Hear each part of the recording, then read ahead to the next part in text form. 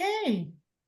All right. So I think, Des, shall I kick off, given the fact that we're counting the minutes? Yes, sure. Good afternoon, everyone. Welcome. Sorry, I was just Yeah, doing something and trying to get the slideshow working. So I had my camera off when all the hellos were being said. we're being said. So Ilse Yeah. will start us off and then I will take over somewhere in the middle. And so we're sharing it in that way.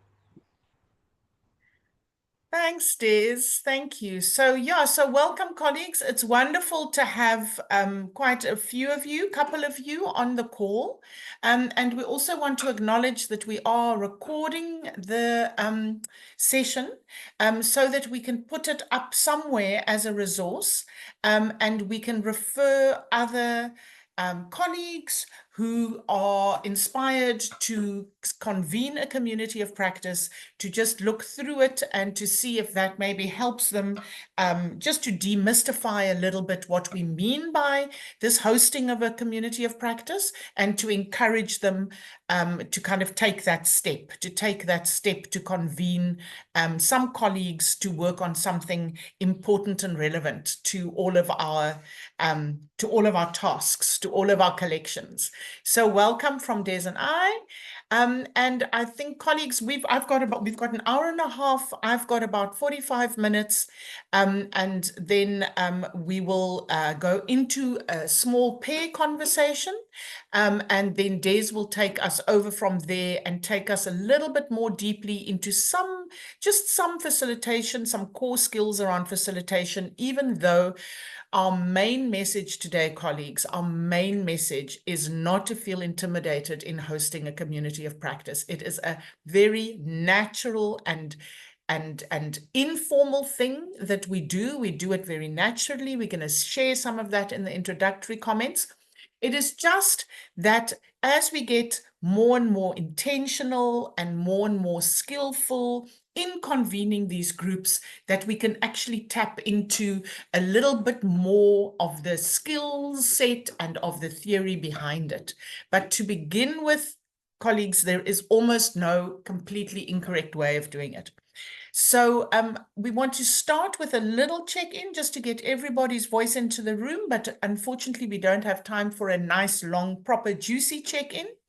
Everybody, you're very welcome. I think what we want to just say in the outset is that we have very little time and we've got quite a lot we want to get through. So there's going to be a lot of talking from me for the next 20 minutes.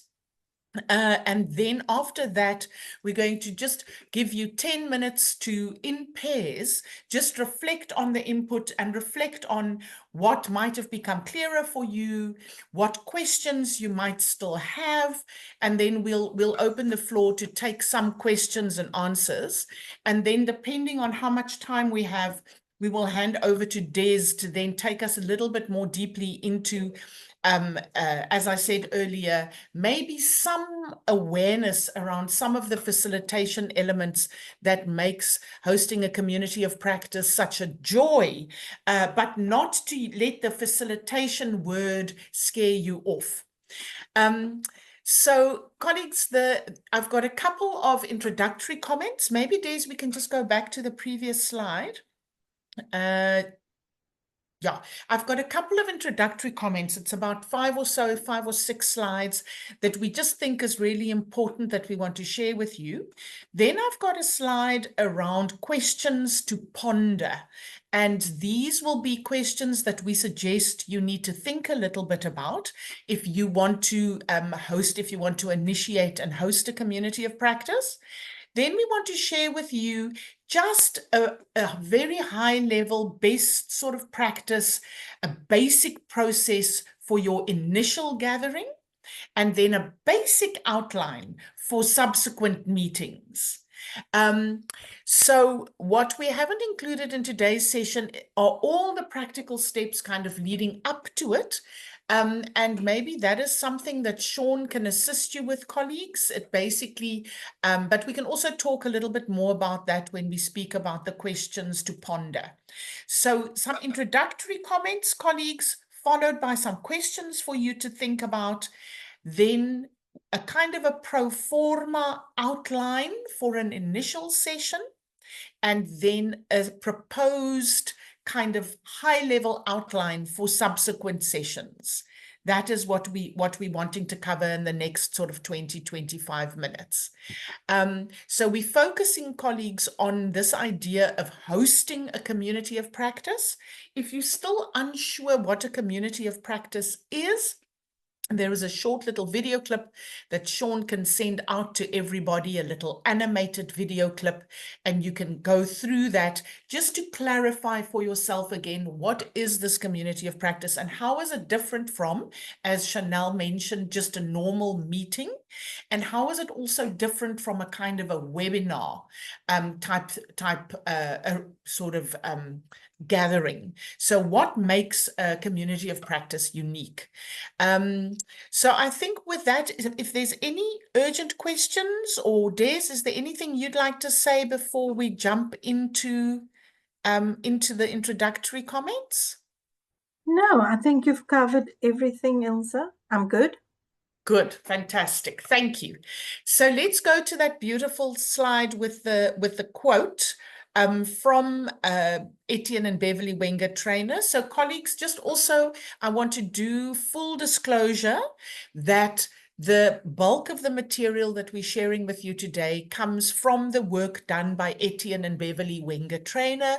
They really are the sort of pioneers in community of practice. They wrote quite an extensive guidebook that was published almost 10 years ago now.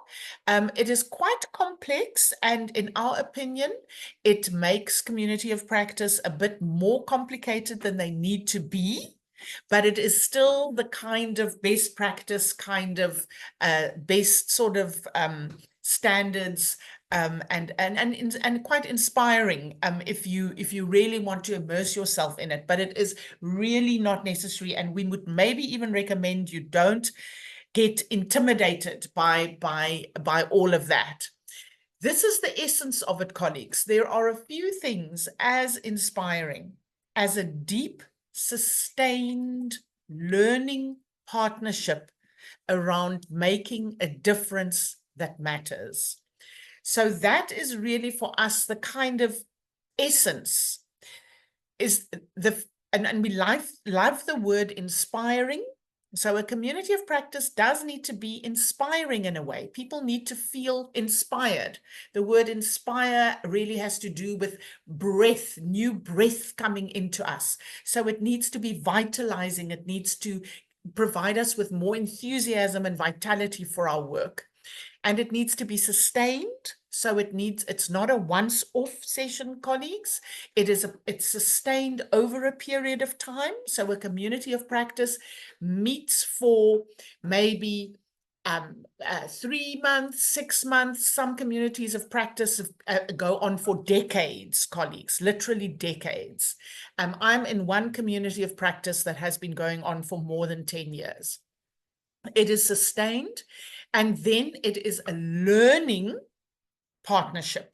Learning is the essence, so it is about learning together.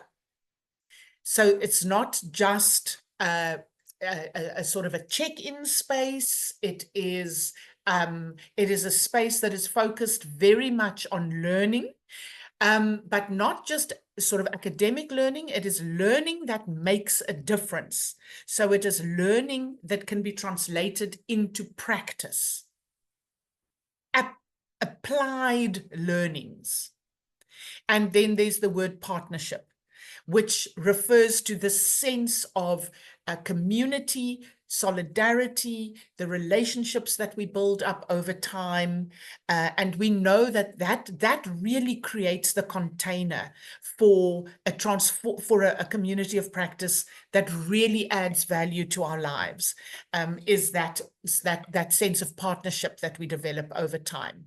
So inspiring, deep, sustained learning partnership around making a difference that matters. So we hope that you also feel inspired by that quote Yes, the copy, we can send you the link. This is an open source book, so we will send you the link.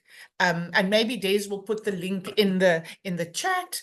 Otherwise, we will send it afterwards.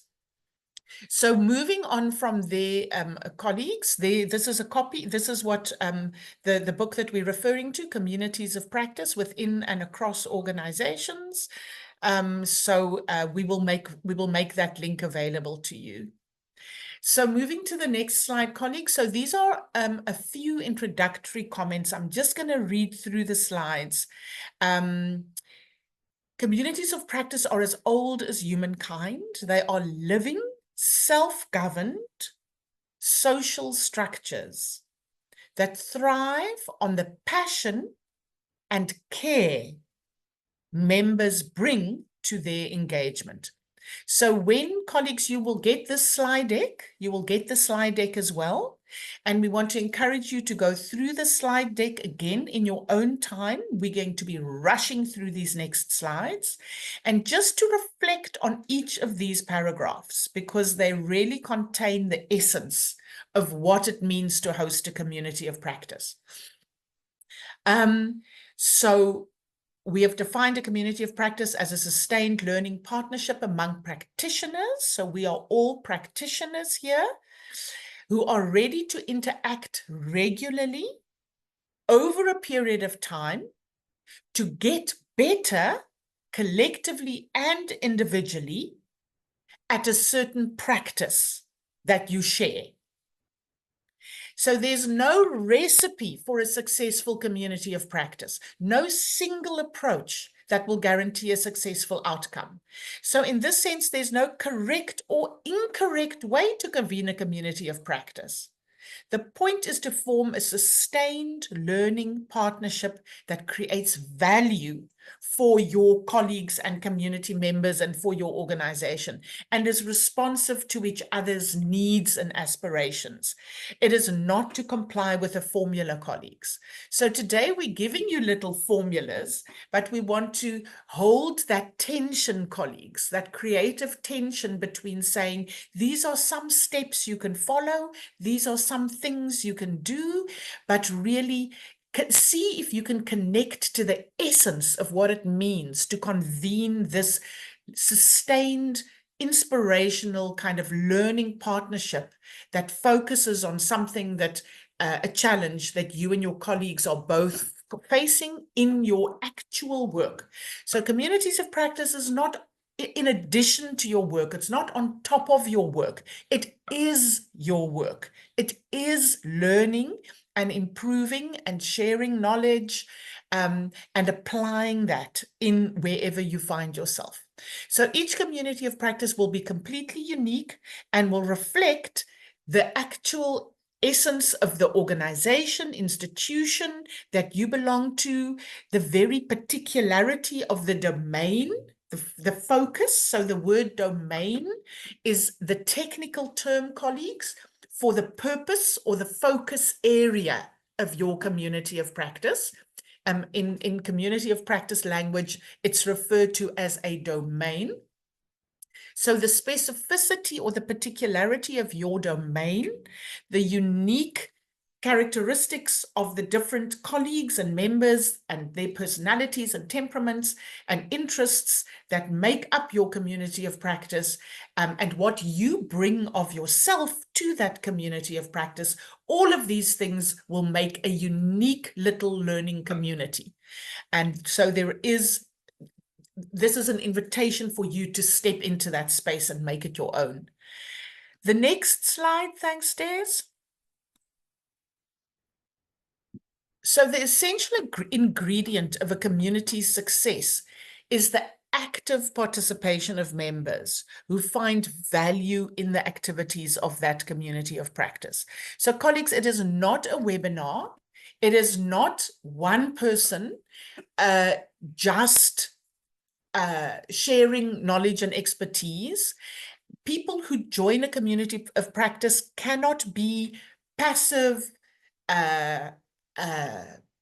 what is that word for people who are just driving along in a bus or in a car? There's a word that I'm looking for. They can't just be passive observers. They can't just be passengers. That's the word that I was looking for. They can't just be passengers on this little community of practice bus. The whole essence of a community of practice is that we create a space where everybody's voice comes in and where everybody actively participates. And so this idea that everybody else has all the answers and they are all the experts and I'm just coming to learn and I'm not going to say anything and I'm not going to offer my challenges and I'm not going to participate or communicate, that will be the death knell of the community of practice. We show up with our questions, we show up with our challenges, and we show up with our own experience and our own expertise.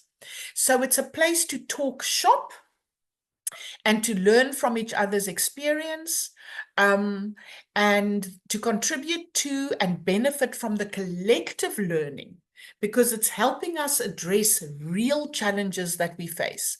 And colleagues, what really inspired the communities of practice is the tracking tool and the feedback from the assessments that were done. And so we're assuming, colleagues, that almost everybody on the call,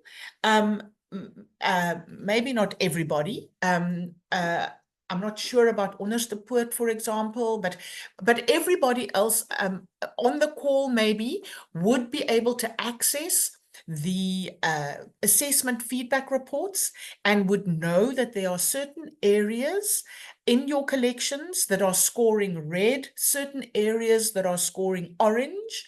And for those, you really need to be in collective learning. And in those areas where you have scored green, colleagues, you could also host a community of practice where you share your best practice and you share the ways in which you were able to score green on certain of those feedback in those feedback assessment feedbacks. So it is really the idea of this tracking tool that inspired the idea of the communities of practice. And we are hoping that communities of practice might be a way in which we can move that tracking tool into more and more green. But it's not limited to that, colleagues. It's not limited to that. It is also open to the whole ecology, the whole spectrum of work and innovation, and particularly around the themes for this next phase of NSCF work around access to collections and use of collections. So we came up with a long list of potential communities of practice at the forum, and they were all very inspiring. And we can maybe share that list again with colleagues if you need some inspiration about all the different potential domains for communities of practice that we have sort of identified. But you might already have your own domain, like Sedzani already has her own domain. And I know Daksha also already has her particular domain that she offered in at the forum. And I think there are many people who want to follow up with that as well, Daksha. So there might be, many of you might already have a domain in mind.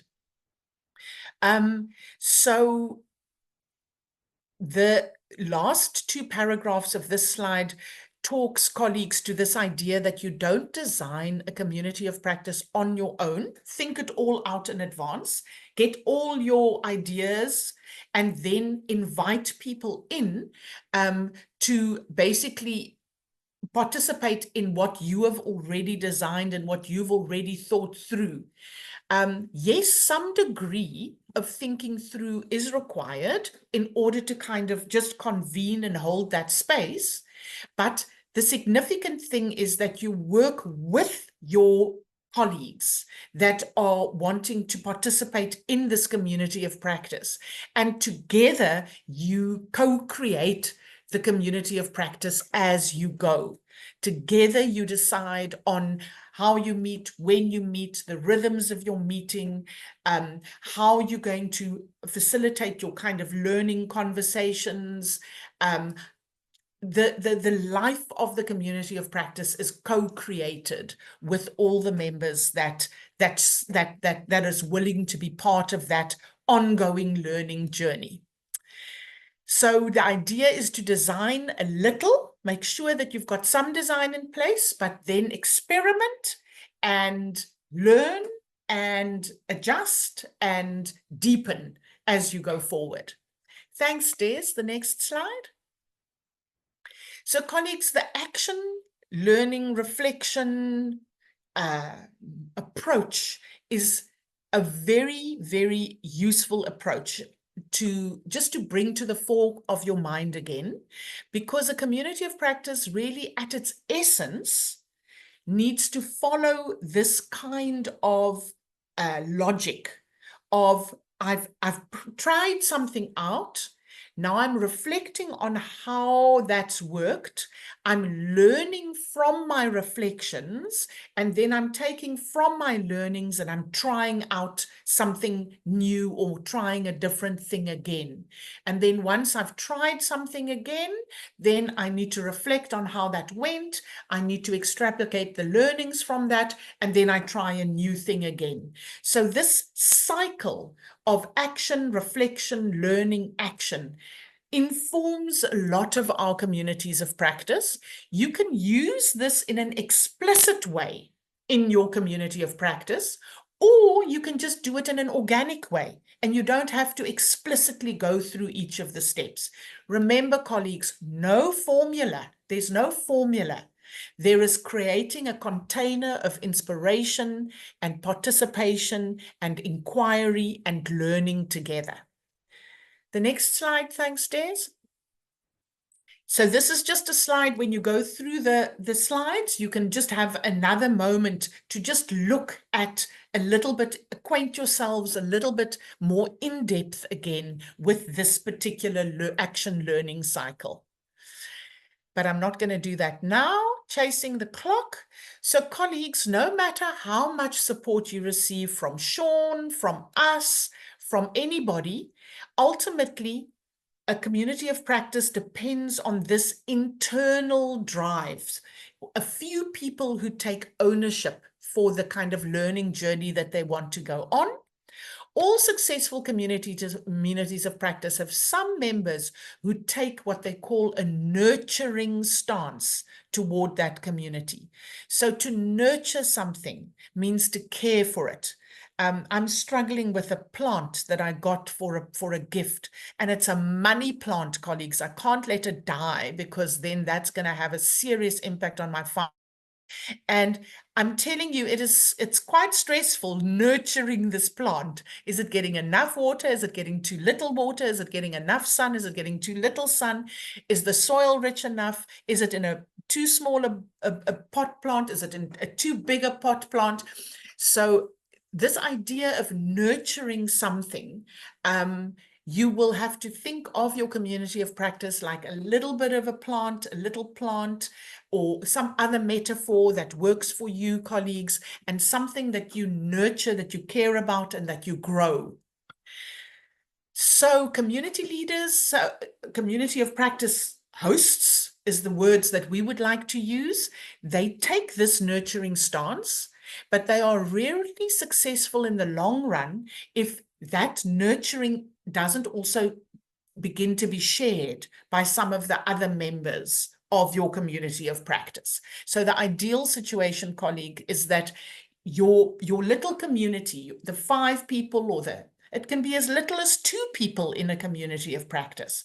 But let's say you 4 or 5 people in a community of practice, that each of those members take responsibility to really nurture and care for this little living, learning ecosystem that you're creating. Moving on, colleagues, I think we might be getting close to the last. That's right. So that was the last slide by way of introductory comments. I hope the most important thing that you remember is that there is no formula, there's no right or wrong, but that there are certain conditions that create a greater chance of success. And those conditions are really this nurturing stance by the host, and inviting participation and co-ownership from your little community of practice. So these are some questions for you to ponder, colleagues. Do you have a domain? Have you thought of something that you want to invite colleagues to join you to be on a learning journey for over a period of a couple of weeks and months? Can you see the relevance of that for community members? Can you see how it might support other community members, how other members might have similar challenges? And then will the practice aspect be meaningful? Because the question is, what are we going to do? What are we going to learn that we can apply? What are we going to experiment with? Then will members be free to disclose enough of their experience of practice for learning to be driven by the real challenges and opportunities they face? So colleagues, if you spend a minute thinking about that bullet point, you will quickly realize that now we're talking about a sense of psychological safety. We're talking about a sense of do people feel that they can bring some of their failures or mistakes or organizational challenges into the conversation? Is there a sense of confidentiality? Is there a sense of safety? Can we learn together in this space?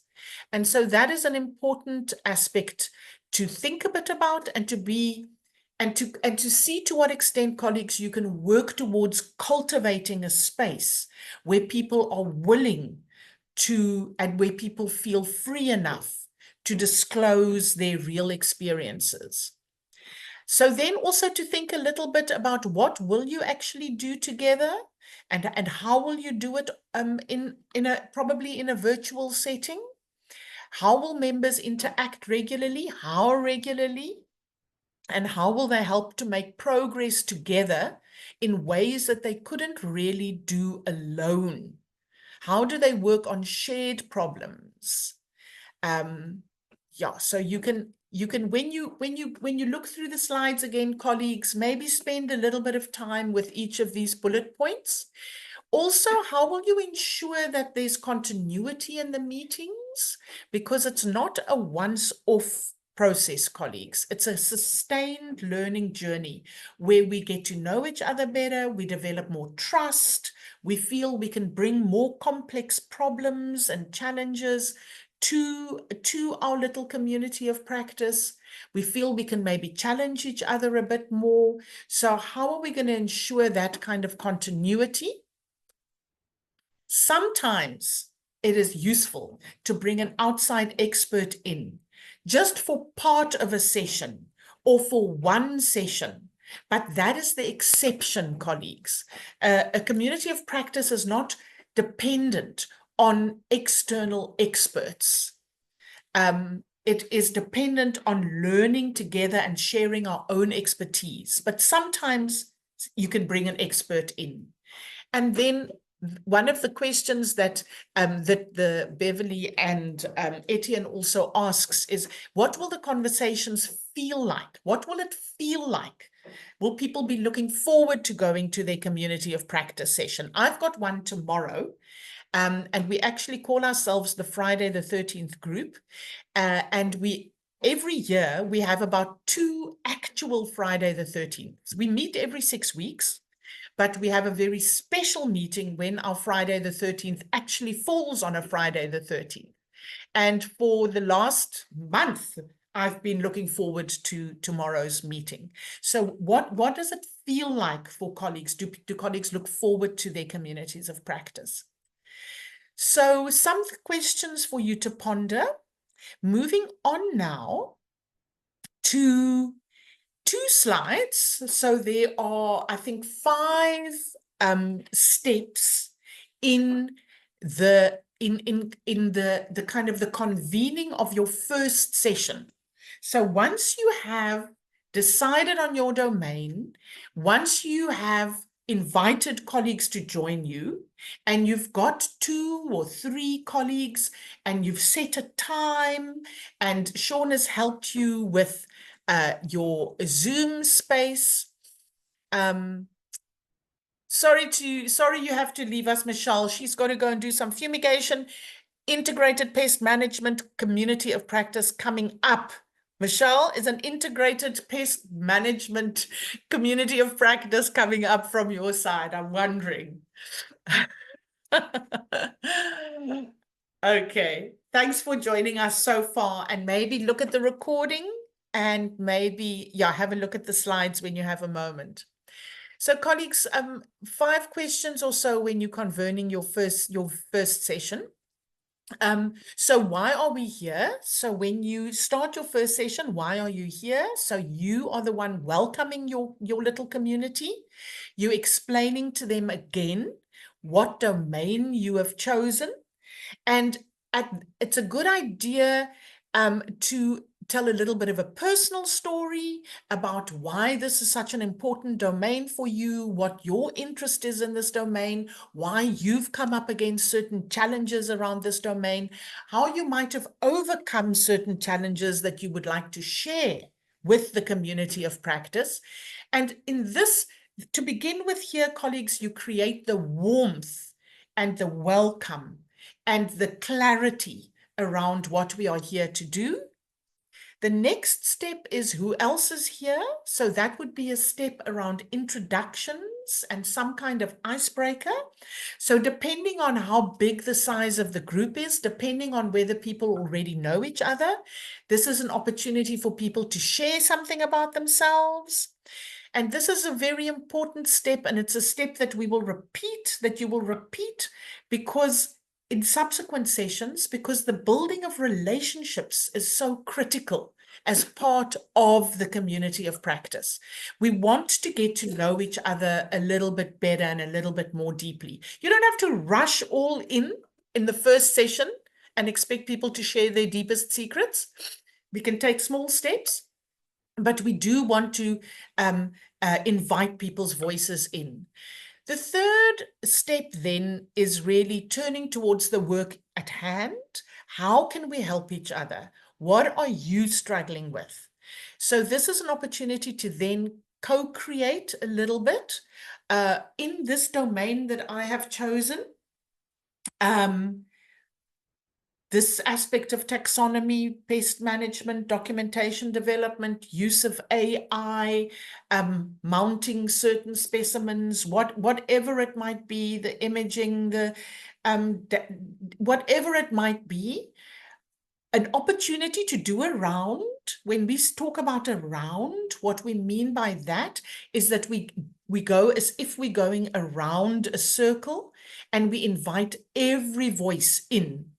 And so this is an opportunity to give everybody an opportunity to say, this is what I'm here to learn. This is what I'm here to offer. These are the challenges I'm facing. This is what I'm hoping to get out of this particular community of practice.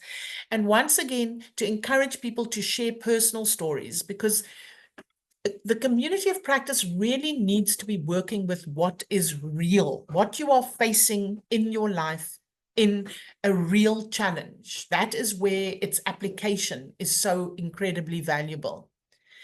So then the next slide, thanks, Des. So we've welcomed everybody, we've clarified our domain, we've done introductions and icebreakers, we've begun to look at what we are here to do. Then we take that a little bit deeper and we decide, do we have a shared learning agenda? Will we be able to accommodate everybody's priorities? So this is a sort of an exploratory conversation. What will our ground rules be? Will we, do we resonate with each other's challenges? Can we see how we could actually help each other? So we sort of agree. In step number 3, we open up the question. We open up the question, what are we here to do?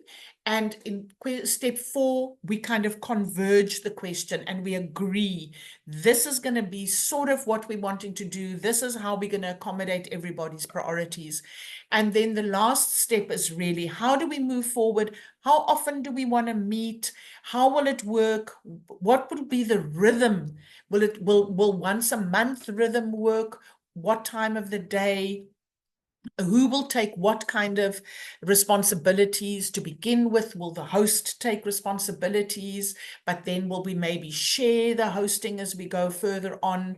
So we will talk a little bit about how do we move forward, and that will really conclude your sort of first round. And then I very briefly then want to just share also for subsequent rounds. So colleagues, when you look at the slides, this is a life cycle of a community of practice. Don't get too intimidated by it right now. We really are looking at coming together. We're looking at the first three sort of domains there, where we see potential for something, how we bring colleagues together, and how we establish a community of practice. We're sort of in those initial phases. And for your first couple of rounds of meeting, you will still be in those sort of first three stages where you are finding each other, finding your feet. But then there is a life cycle that follows on from there. And in subsequent sessions, we will talk a little bit about what happens when our communities of practice begin to mature. For the time being, you don't have to worry yourself too much about that. Moving to the next slide, which is a little bit, I think, about the group dynamics. So this would be fantastic, is if one could create an environment in which members are excited to see each other. They respect the experience of the more mature practitioners, but they're also very excited in what the younger ones have to offer. The members feel comfortable sharing what's not working for them. They feel comfortable to talk about mistakes or to talk about challenges that they're facing in their institutions. It's a welcome space. People feel they can take initiative. There's respect for people's different levels of engagement. So some are more extroverted than others, but we do make an effort to hear all voices. And we also acknowledge that there's always power relationships. Maybe there is somebody that is a line manager, and there's people that, maybe there's some people that report to each other, or, whatever it might be, there's always power dynamics, but we learn to work with those power dynamics instead of allowing them to dampen the spirit of learning. And colleagues, we also invite you to think a little bit about how else would it feel? Would it feel like? What is the feeling you want to create for members that participate in this particular community of practice? I think I would also like to add, for example, their sense of accomplishment.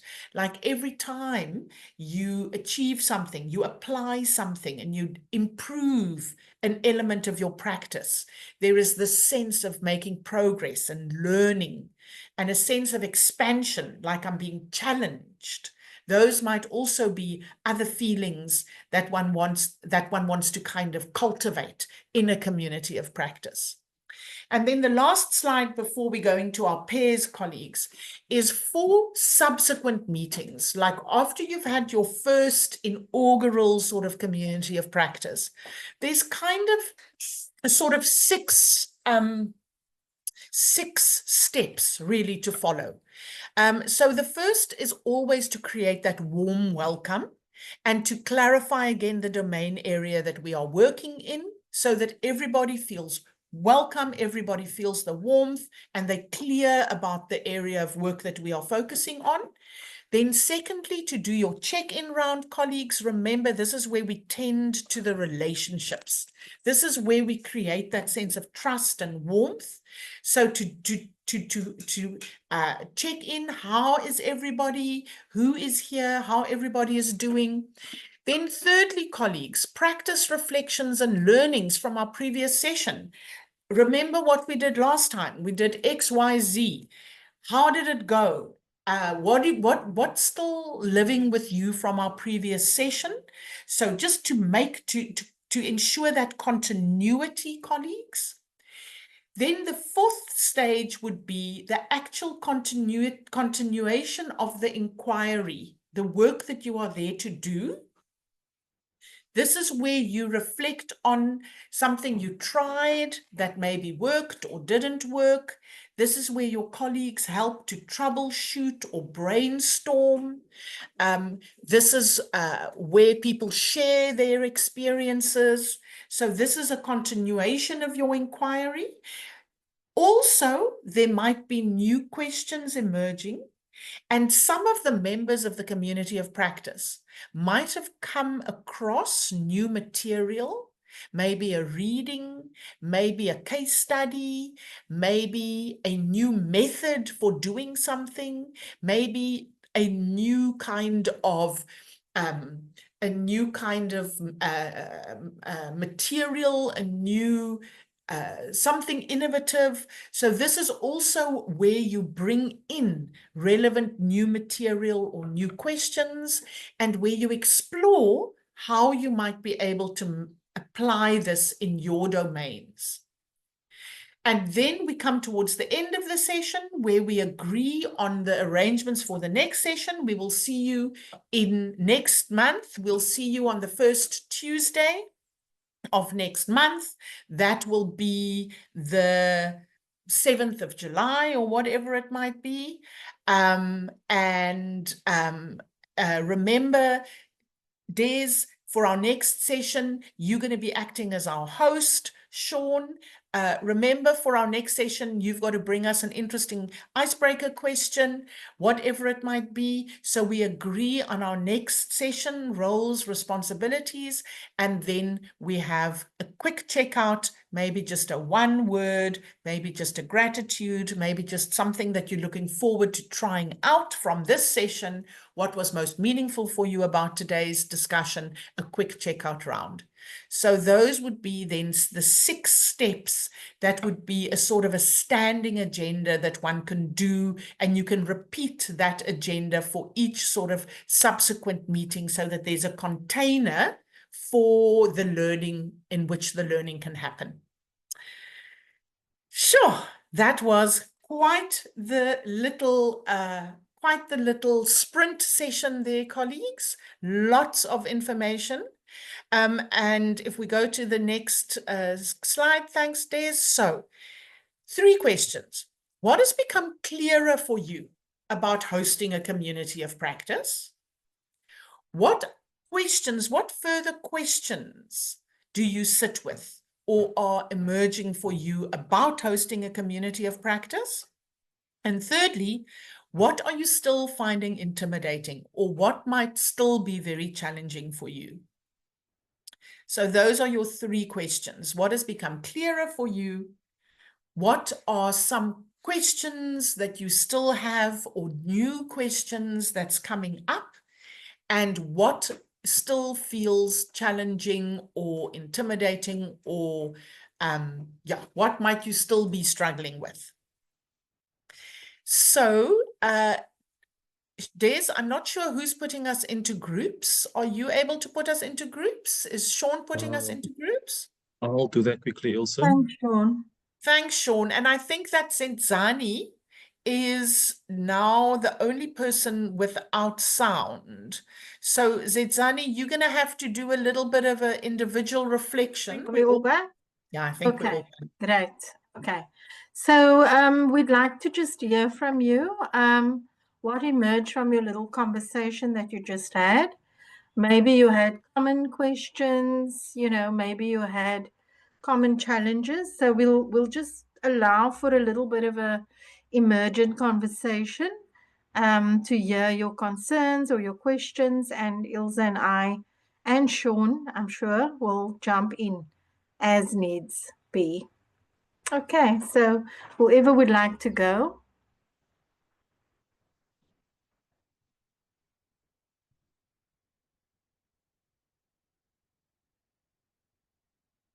I'd like to go ahead, please. Thank you. Sure.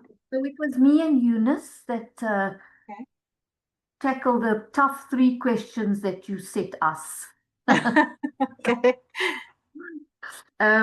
So what is clearer for us?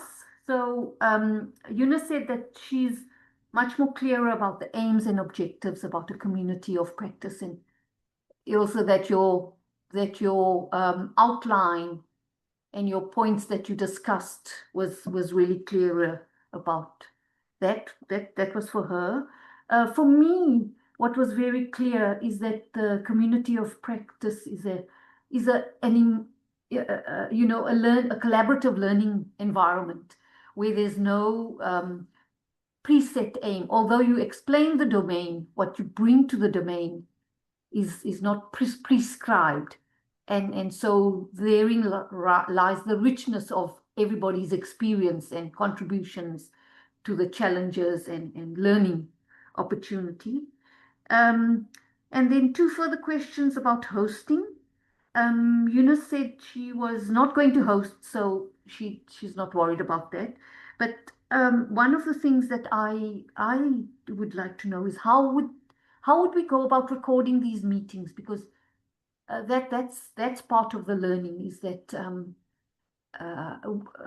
when we host a community of practice meeting, and that's something we'll have to learn, is that how do we record the conversations, the learning, the intentions that somebody says, oh, okay, I'll bring this to the next meeting, that kind of stuff. So just practicalities from that point of view. And also just, if there's the meetings are not too frequent, say once a month or something like that, we just want to circulate.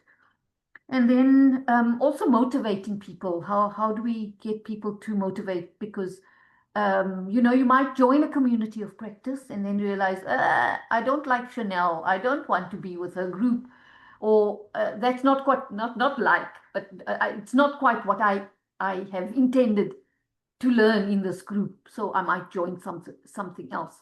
So maybe we need to have a little bit of a period where there's exploration allowed, or something like that. Yeah. And motivation also for people to contribute, yeah. So Eunice said how to get people interested in it,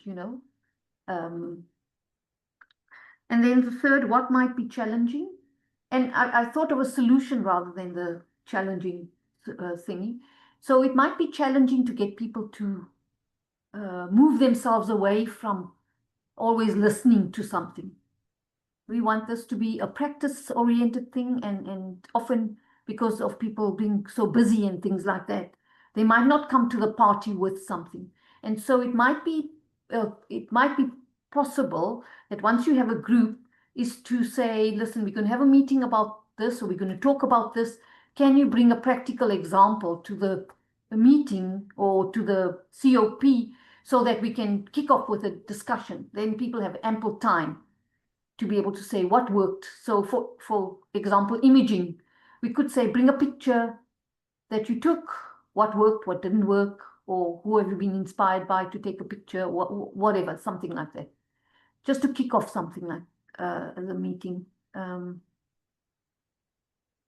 So that would be allowed, kind of. Thanks, Daksha. Okay, so I don't know if Ilse or Sean have some responses, and then also for the others, you can put your questions in the chat as well, just to save time. So you can do that while we are talking. Ilse, Sean, any thoughts on what Daksha has shared about the challenge of documenting or capturing learnings? Yeah, I think that I wouldn't, in terms of recording, I'm assuming you didn't mean actually record the sessions. I wouldn't do that. In my experience, it is not necessary, and it creates extra pressure, and people want to be more informal, and they want to talk about mistakes that they've made, and they might want to share some difficulty that they're having in their institutions. So I would agree, some kind of ground rules around safety and confidentiality, and I wouldn't be doing any formal recording. And technically, you don't have to be formally documenting anything, because people are going to practice something. The learning community is there to serve each other's learnings, but you don't have to write a report. You don't have to report back to Sean. You don't have to report back to your line manager. So the documentation part is only really for your own learning and best practices. Maybe as a community of practice, you together want to write a reflection, you want to write a blog post on something, you want to write a reflection, but that would be different. And we would also, love to assist and support you if you decided to do something like that. So when it comes to just continuity, allocation of roles, to begin with, it really is the responsibility of the host just to remind people we're going to meet next Tuesday again. Remember, Daksha, and we're going to start off by just looking at everybody's images. So remember to bring your image. So to begin with, the host might just have to play that role a little bit. I think there must always be an opportunity for people to opt out, but also maybe after one's engaged a little bit with somebody, just to understand why it isn't working for them. Maybe they're feeling intimidated to participate. Maybe they, there might maybe some pressure in their institution. And then there's a way maybe where one can assist to advocate for the value of a community of practice with their line managers or something. So to inquire a little bit maybe about when people want to opt out, but certainly if it's not a good fit and it's not serving them anymore, that there's no point. We don't just want passengers, just plain passengers on the bus. We want active participants. And then the whole question around motivating people, it's a big thing. How do we motivate people to initiate, to host? How do we motivate people to join? How do we motivate people to stay involved? This is like a big question around enlivening our whole network. And every person that meets, every two people that meet together, every bit of positive energy that we generate actually enlivens this whole system. So we want to make sure people have an opportunity to contribute. And, it's an ongoing journey how we motivate people's ongoing engagement. That is an ongoing journey. And we can talk more about that also in the long term. But in the shorter term, literally for you to just put out an invitation and to identify 2 or 3 people that you personally invite, and to say, I know you're also interested in this. At the forum, you said you were interested in this. I know you're focusing. Come see if this community of practice might work for you. So that kind of enrolling action might also have to happen. Thanks, Ilse. Mm. I see Daksha saying thank you. She loves the responses. Sean, anything from your side? Yes, thank you, Des. Just to respond to Daksha also about circulating, as you mentioned, depending on the frequency of your community of practice. So you are able to just let me know, and we can make use of the NSCF channels to circulate said invitation to your sessions. We've been, okay. Yeah, so we'll be making use of the formal channels. There is the WhatsApp group also, which you are more than welcome to post your invitations to also within your own capacity as a member of the NSCF. And also with regards to the explorative period, or however you phrase that segment, I think what we will be doing is actually listing all the active communities of practice on the NSCF website, so people can go and see what's available and contact the host that runs that particular community of practice. But they can also just, refer the queries to me, and I'll direct them to the host if it's not clear there. I like the idea about bringing a practical example. I think it always stimulates conversation, especially within collections, when you can actually show what your problem is, gives people a better picture. And I think recording the session, I like also what Ilse said. I do agree with it. There's an element of psychological safety, I think is a term we used in the past, to just protect people's confidentiality within these sessions, which is why we never recorded the sessions even before. But also just in terms of, let's say you develop something within your community of practice, like an SOP or workflow or something. That might be your way of recording the fruits of your community of practice, the fruits of your labor, as it were. And that can also be your way of documenting what you've been discussing and what the outcomes may have been, i.e. said SOP or whatever you may have developed. Yeah. Thanks, Sean. Okay, any other questions from anybody else, or anyone want to raise something that might be an issue for them? Days, I just wanted Yes. to come in. I just wanted to come in maybe on motivating people to attend these sessions. So I think I guess it also depends on how you're framing your topic, and to make sure that you've thought it out through and it is something that people are interested in, or it is something that they are struggling with in their collections, and it's not just something that's a 10-minute conversation and then it's over. So I was with Nati in a group, and he suggested a great topic around sending out loans and gifts and permitting. And I know that will take like a few conversations, because there are a lot of issues around that, and people can share their experiences and how they've solved some of the things. So I think I think people will come. They will come to the sessions. It's just framing it in a way that is inviting to people and that they can relate to, and making sure that it's not just a once-off 10-minute conversation, that it really is something that will need some discussion and will need a few sessions. Thank you, Chanel. Thanks very much. That's very important. And thanks for also, highlighting that it's a lot about how you frame it. Your inviting and enrolling is a word that we always like to use, is almost like part of your, if you get that right, then, everything else will follow on from there. Sean or Ilse, anything to add on there or respond to? Okay, thanks, Chanel and Kosanati. Anything else from anybody else? We are getting quite close to ending, and I think we just wanted to share a few more little slides with you.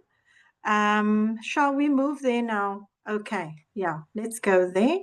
So I'm just going to go back to my screen share.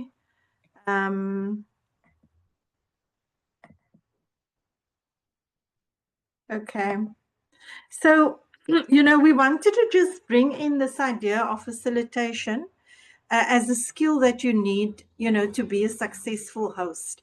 So we're not expecting you to be like a masterful facilitator, but a lot of it is also about how you hold the space, how you create an enabling environment, how you also use the online space in a particular way. And there's so many tips and tools on these online platforms that you can use to make your session very participatory and quite engaging, and interactive. Maybe that's another session that we need to have, Sean, how to have an online session in a successful way. Okay, so I'm not going to go into these slides, but just obviously we all know active listening is an important one, because you want to really sense into what's emerging from your community of practice, and how you then as the host will respond, so that you can make this community grow and develop and gain traction over time. The way that you also frame the questions is very important. So, another core skill of facilitation is really just developing good questions for people to reflect on, and then also asking the right questions at the right time, and helping others to also, bring their questions, and that's really just a simple thing about saying, do you have any questions? These are good ways to frame a question, using an open-ended question that helps you to come with a response that's not just a yes/no response, so you can always go and look more into this. But this is an important part of how that community of practice can also become a very exciting learning space. So questions and developing questions is critical to that. Another area that we also want to highlight for you is the whole idea of this is an emergent process. So it's not something you do plan, you'll plan the first one. And as Ilse has shared, you can have that kind of template for how you will run your sessions. But you also want to be open to the concept of emergence, and so here are just some conditions that we need in place for emergence. And some of these we've already mentioned, the idea of using rounds, the idea of a safe, psychologically safe environment, using good boundaries, and then also just allowing things to happen. So this is something that we always say is important if you want learning to happen. Then I just want to take you to this little leadership polarities framework, which we've shared in other spaces. And basically, it's saying that in any space that you are trying to nurture, and Ilse was using the word nurturing earlier on, you will need to have some of these qualities in place. And some of them might emerge naturally through people. And other times you might have to be intentional about saying, let me think about how do I bring more energy into the space. And Daksha mentioned something about bringing something, bringing pictures or actual objects that can stimulate people's thinking.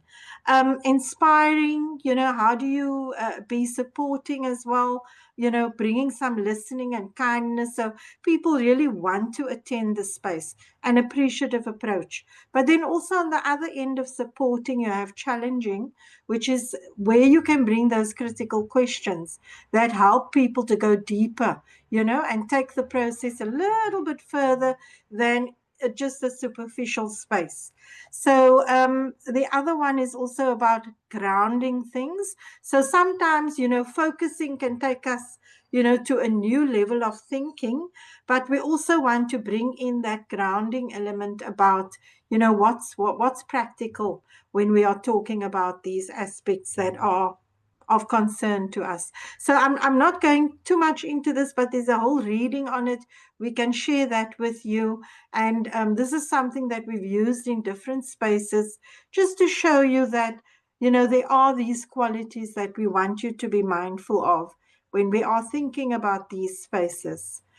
Then I'm just going to share two more slides, and the rest I think we'll have to leave you with. So when we think of the ecology of leadership in a community of practice, you are moving, you could be the convener, where you are the person that's hosting, running the session. You could also be a core group member who's really just dedicated to the community, and you might be helping the host with various tasks. You might be a network member, keeping links. You might be a practice group member where you want to really bring something, offering a case study or bringing an input. Then also you could be a mentor, bringing newer people in and taking them under your wing. So that's another kind of natural kind of process of growth that could happen also in a community of practice. And then there are additional roles like agenda activists, keeping the agenda alive, keeping us to the agenda, keepers of the community, where, we're looking out for those dynamics of power that Ilse spoke about earlier, critical friends, social reporters who, bring insights and photos and documents. And then also, keeping connection with the outside, external messengers who could come in. And like Ilse said earlier, you could have a guest as well, guest speakers. And then, technology stewards to make sure that you're using, especially in the online space. So, I think we'll just end with some ideas on success factors. I think we've spoken a lot about these, so I'm not going to go into all of them.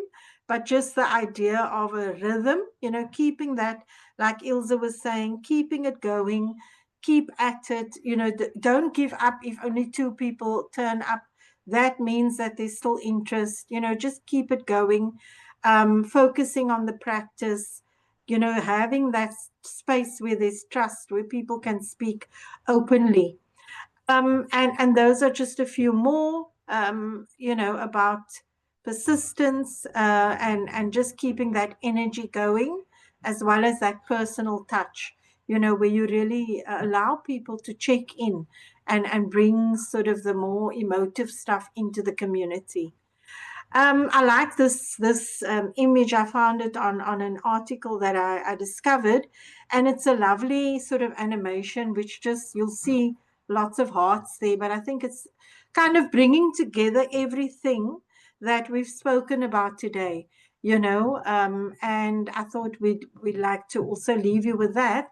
And I hope this then inspires you to do a quick mind map, maybe immediately after the session, or if you don't have time, make space to just make you a little mind map for yourself about how you want to move forward, and your thoughts, your formulating your invitation, tech support, key things that you want to keep in mind, maybe even just for yourself, some skills that you want to develop, and then just some next steps that you want to take in making it happen. And I think we'll end there. It was a bit of a speedy rush to the end because we want to honor your time. And so maybe just to hear from you, final comments, or just, coming to the end of the session, how was it for you? And then we'll close. You can also just put that in the chat. So I'll stop sharing. And yeah, you can just jump in and make any closing comments about how you found the session. Or also just put it in the chat. And then we'll close in the next few minutes. It was informative for me. I really enjoyed it. And I think it would be very nice for us, most of the time we have someone presenting and then we're listening to that person and then it's over, no questions, people go away. But if you sit around and discuss issues that you have now and, and find, and share how you have solved them, it will really help others as well. Like today, Commander was teaching us how to upload radiographs on Specify using Workbench. It didn't take us that long, about 30 minutes sitting around and showing us how to do it. And when you sit around discussing issues, operational issues that you have now, and then you solve them, I think it would be very nice. You don't need to, it does not need to be recorded, but you will see people, whenever there are problems and you discuss them, the satisfaction will be sitting there, learning from each other and then solving them and move to the next issue. Thanks. Yes, thanks, Nkosinati. I think that's also so critical. It doesn't take a lot of time to just get people into that learning space. So really, it's about taking the step and creating it, and also playing that little hosting role, to make it happen. Anybody else would like to share? Just some closing comments or coming to the end of the session. How was it for you? Can also just put a sentence in the chat. Maybe just a last comment from me. I think what's going to be important in like the first communities of practice is when people go in hosting is to set that scene and to invite people into a conversation. I think a lot of people might be in the mindset, we're all in meeting mindset. And just making them comfortable and saying, we're having a conversation. Yeah, please unmute yourself, talk, answer my questions. Do you have questions? And I think once people get into that rhythm, then going forward, it will just be easier for people to slot into communities of practice. It's just, I think for the first few, just making sure people understand what we are here to do. It's a conversation. Yes, I like that. I like that. Really to move out of that discussion meeting mode to a more conversational, or like almost an informal space, you know, where we want to just speak and hear what our concerns are. So I think we need to try it and use different language, you know, and also the way you frame the invitation. Yeah. Okay. Anybody else want to share? Any other closing comments?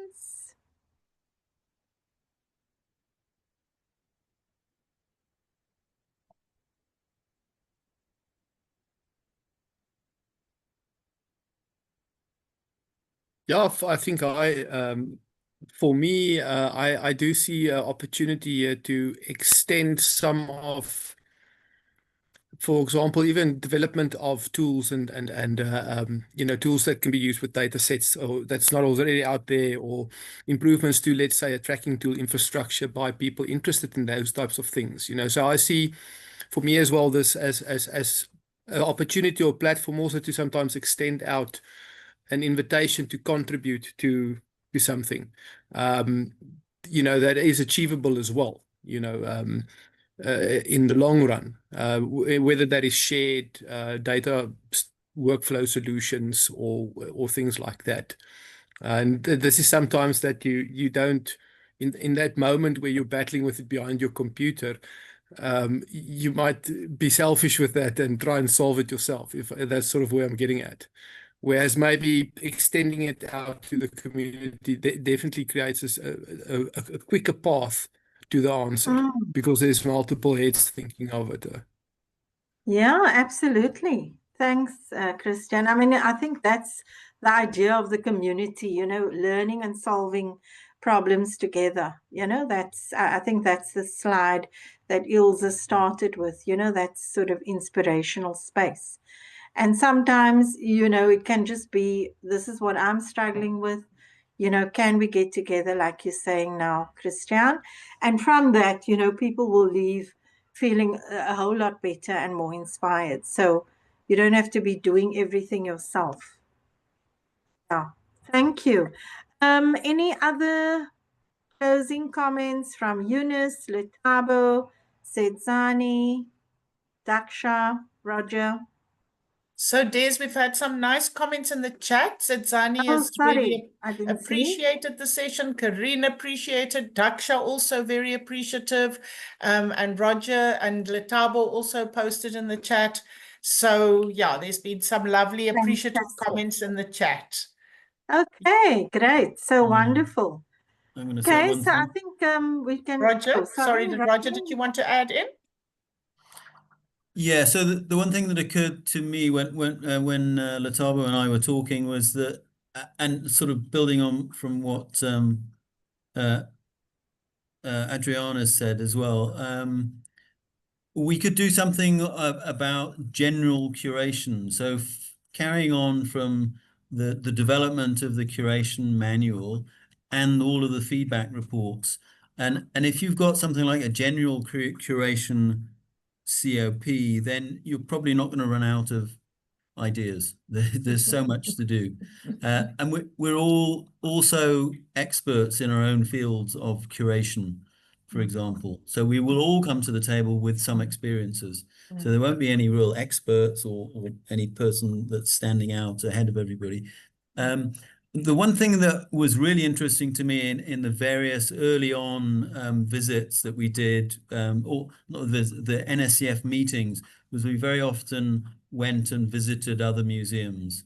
And those were so interesting because you went around a herbarium, which I have no knowledge about herbaria, but you see the way they label things or they organize their samples, and it's just, you get ideas, and it's a great learning experience.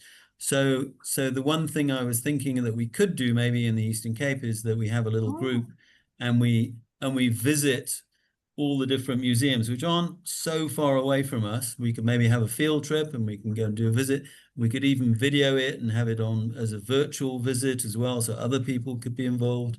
So that's the way I've been thinking. And of course, that can include data management or loan issues, and it's pretty much never ending, actually. Great. Wonderful, Roger. Thank you. Great idea. We have to get that going again. Okay, so we've come to the end of the session. I want to just hear if Sean wants to say anything by way of closing. So let's just hear from Sean. Thanks, Des. Thanks to everyone. Like, your feedback is, I think it's golden in the session. Some really cool ideas. I like the institutional visits by Roger as well. I mean, I enjoyed them myself, especially with the working group we had a long time ago. I think that moving forward, it's going to be a bit of a challenge changing that mindset that we have when we enter these virtual spaces. You sort of default to meeting mode the moment your camera goes on. So that's going to have to be something we change gradually and over time. But I think just initiating the conversation again, like Chanel said, it's a conversation, you know, initiate it, get it started. It's not something that you have to prompt from someone. I mean, we are having a conversation right now. So I think when we do have these sessions, maybe the first few within a comp might just be that setting the tone constantly over and over to the point where it becomes a natural conversation, you know? Yeah, I want to thank everyone for actually attending today. We had a much smaller turnout than I expected, or than what I had registered. But it was good nonetheless. There's some great feedback. There's been some really nice ideas that come out of it. And I think going forward with the group that we have, even here today, it's quite promising. And I do look forward to working with every one of you. So thank you. Thanks, Sean. Thank you for those lovely, encouraging words. And I like this idea of just, you know, let's start a conversation. It sounds less intimidating, you know. So I like that. Thanks, Chanel, for also highlighting that. Ilse, closing comments? Yeah, I think just an invitation. If anybody wants to reach out to Des or I or Sean, we are here, literally one WhatsApp or one email away, and we can support you in any which way. This is an experiment. We are innovating and experimenting and trying to see whether this idea takes root. It is the best, it's our best thinking in terms of how we create this collective learning community. And it will start a little bit slow, like if you are starting a new garden, it looks sparse for a while, and the shoots are small and fragile and, you know, but that before you know it, 1 or 2 seasons, and before you know it, you know, there is something really lovely happening there. So we want to thank you for being the pioneers, for being the early adopters of this idea. It really just takes 3 or 4 people to actually just take that initiative and start something. And we are hoping that you guys will be those people, those early adopters, and we're there to support you. Yeah. Thanks, Des. Thanks, Ilse. Okay, yes, and I think I'm also feeling quite encouraged by some of the ideas that have come from the group, and really want to just you know, say to you, it's a doable thing, and sometimes you just have to start something, like Margaret Wheatley says, start something and let's see who notices, you know. So make it happen, and we can become the ripples in that huge pond. Okay, so great. Thanks for staying on till past 3. Have a lovely rest of day. Thanks, everyone. Bye. Thanks, Bye. everyone. Thank you, everybody. Bye. Happy Friday the 13th. Bye-bye. Bye. Thank you. Bye. Bye, Eunice.